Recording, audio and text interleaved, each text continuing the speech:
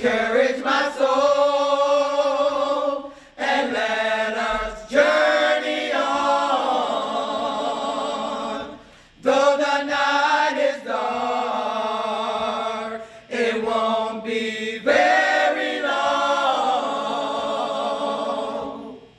Thanks be to God, the morning light appeared. Joseph Purnell. Dr. Charles Albert A. Tindley, I'm so proud to say, was my great-great-uncle. My name is Benita Tindley McGill. Reverend Charles Albert Tindley was my great-great-great-uncle. Renee Shaw Johnson. Dr. Charles Albert Tindley is my great-great-uncle. Great-great-great-uncle, excuse me. Dr. Charles Albert Tindley got his start right here. Maryland Eastern Shore, was a prolific songwriter, wrote such songs as We'll Understand It Better By and By, The Storm Is Passing Over, Leave It There, and Stand By Me. And so one of his songs, not so much the songs, but the tune of the song that he really originated was We Shall Overcome, which was an anthem sung, in the civil rights movement led by the great Dr. Martin Luther King Jr. When I was a little girl, we sang these songs at our annual Tindley Day, and we just sang. I felt like we sang, but now we're really feeling the impact of the songs and what it truly means to have a relative that's, that wrote these songs, and they're nationwide. These songs are well known in the hymnals across the nation. So it feels good. It's a good feeling. Yeah. It's an awesome feeling.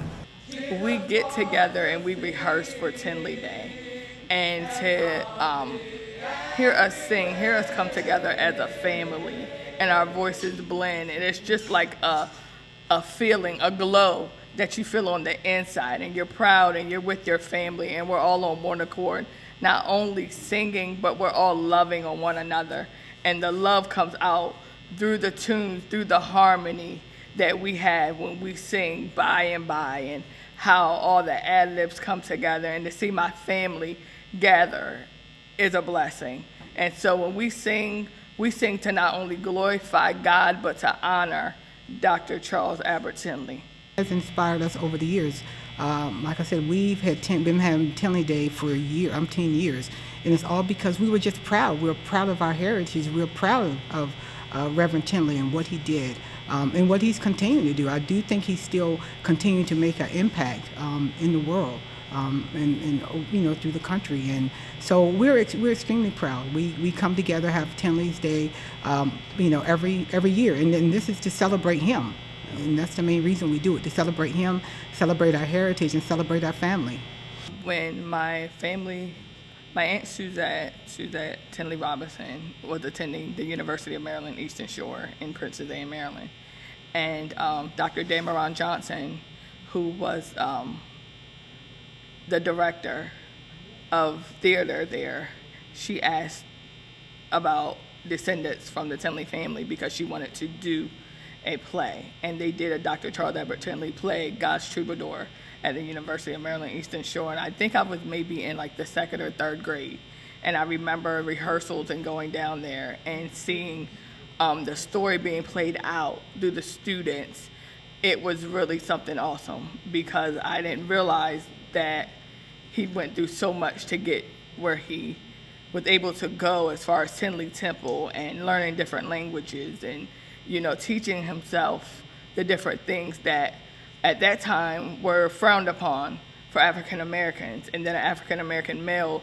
So at the same time, that's when I realized that he was such a great inspiration to not only the Eastern Shore, but to the world, through hymns, through preaching, and through just being the man that he grew to be. He wrote some really good songs, really heartfelt songs, and songs that he wrote because of his life experiences. I think primarily all of his songs came because of something he was going through, an obstacle that he had to overcome, but he knew that if he trusted in the Lord, that he could overcome. When I sing hymns, even the ones that Dr. Charles Albert A. Tindley wrote, it brings about a connection to God, because most of these hymn writers, they wrote out of their experiences. They went through something and they penned it on paper.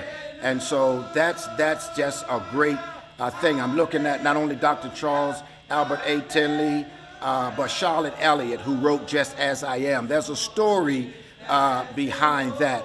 The gentleman who wrote It Is Well With My Soul, Horatio Stafford, in going through the tragedies that he suffered. So I think sometimes in our most painful moments, our most hurtful moments, I think if we just get somewhere and be still and become reflective of the moment, I think we too can pen songs, because I think everybody can pen a song, because we've been through something that I think we ought to share with someone else. When we have Tenley's Day, I try to make sure my kids are there.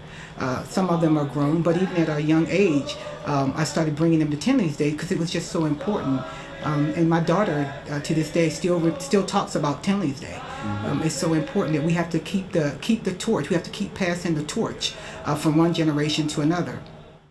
I think we learn from people who have gone, who have left a legacy, left a history, and we read and we Google and we find out about people, and hopefully we'll get those moments of inspiration that will inspire us, that will inspire our young people to understand that within them lies something that needs to be cultivated, something that needs to be brought forth. So hearing other people's stories, some people write books, but also other people tell their stories. It's oral stories. And so we find inspiration in those stories because sometimes we are faced with a lot of challenges, a lot of difficulties, and just living life, just the vicissitudes of life, the troubles in life. And there are times when we just need to hear from someone else's perspective to help to get us unstuck, to unclog our wheels so that we can begin to make a footing and a path in life